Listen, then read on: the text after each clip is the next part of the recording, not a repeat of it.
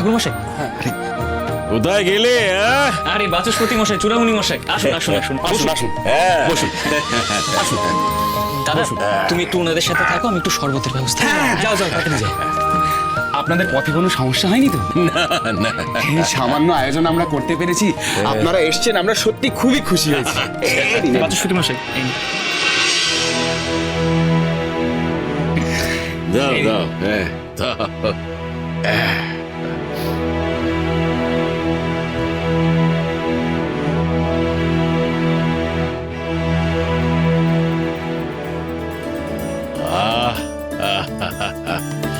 বাহ, শরবতটা দিব্য হয়েছে, আর আয়োজনও বেশ খাসা।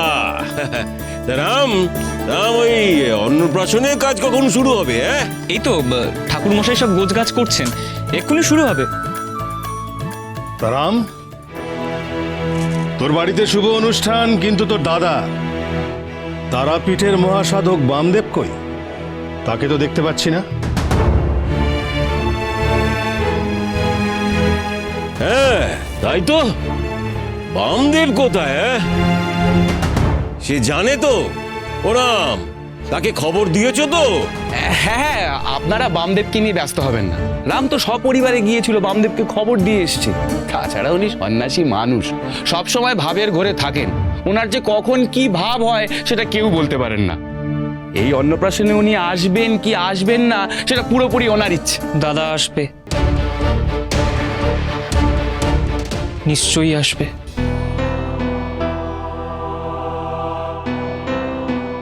এত জোর দিয়ে যখন বলছো, তখন দেখো আসে কিনা।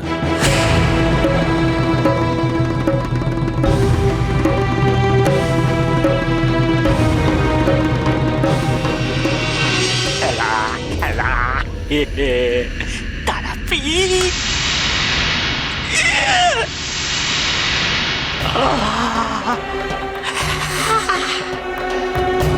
অস্বস্তি,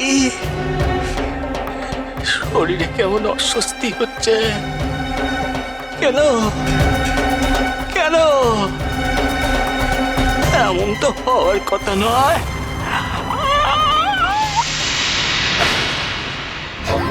কই কই অস্বস্তি? কই অস্বস্তি? আর বিলম্ব করা যাবে না।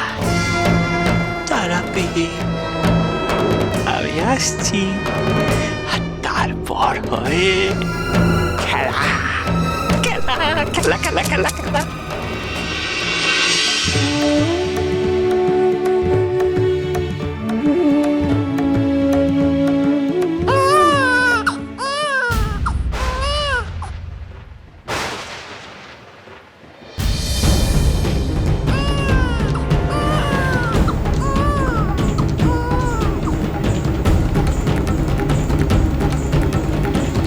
কি হলো? একটা একটা কান্নার শব্দ শুনতে পেলাম, যেন ঠিক যেন মনে হলো একটা বাচ্চা কাঁদছে গো বড় মা।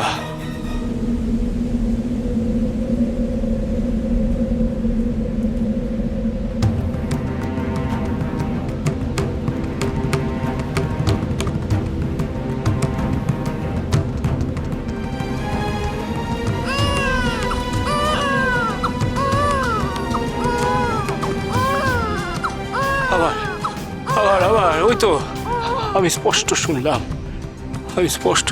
এক শিশুর কান্না।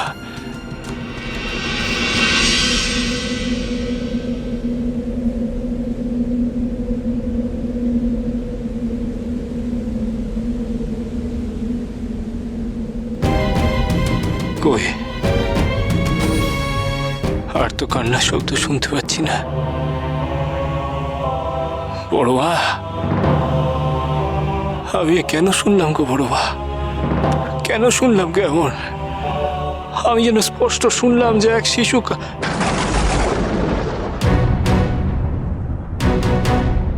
তবে তবে কি আজই সেই দিন বড় মা?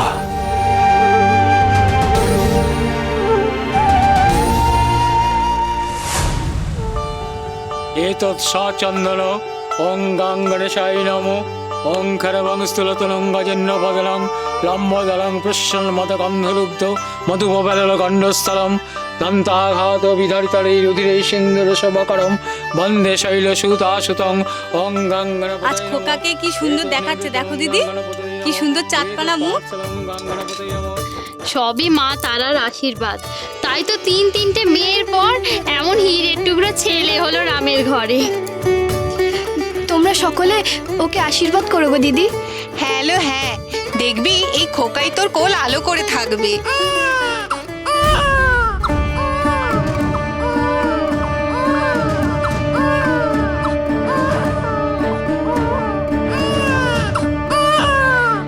না না খোকা, কাঁদে না, কাঁদে না খোকা, কিচ্ছু হয়নি, কাঁদে না। ও বউ, হঠাৎ কি হলো খোকা? কাঁদে না খোকা। কিন্তু কি হয়েছে, খোকা এরকম ভাবে কাঁদছে কেন? সত্যি তো খোকা এত কাঁদছে কেন?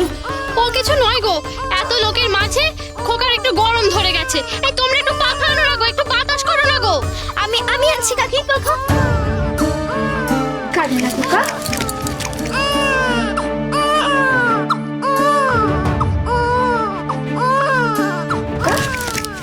এই না দিদি, তাড়াতাড়ি দে, বউ বাতাস কর। কাঁদে না বাবা, এরকম করে কাঁদে না সোনা। কাঁদে না, কিচ্ছু হয়নি, সব ঠিক আছে, সব ঠিক আছে। মা, কি হয়েছে ভাইয়ের? ভাই এত কাঁদছে কেন? আমি জানি না রে মা, আমি কিচ্ছু জানি না।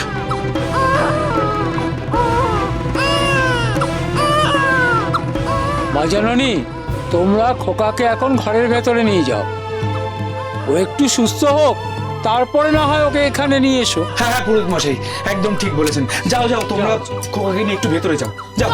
চল খোকাকে নিয়ে ভেতরে চল, চল বউ আয়।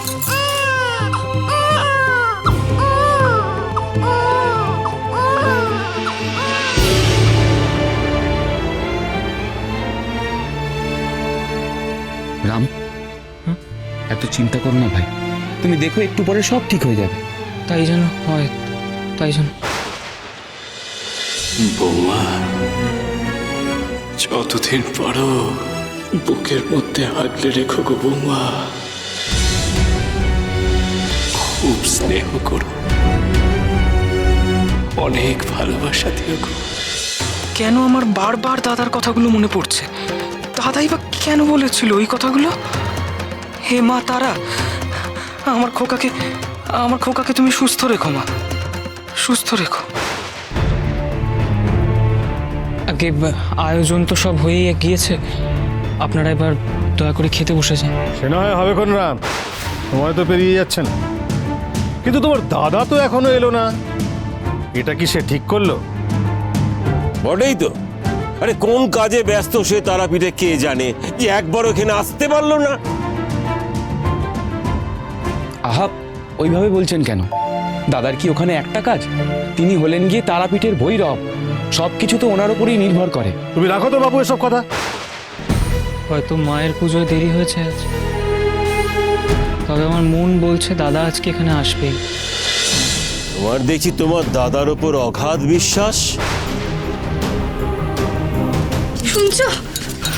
কি হলো? খোকার শরীরের অবস্থা একদম ভালো ঠেকছে না, তুমি এক্ষুনি একবার বৈদ্যমশাইকে খবর দাও।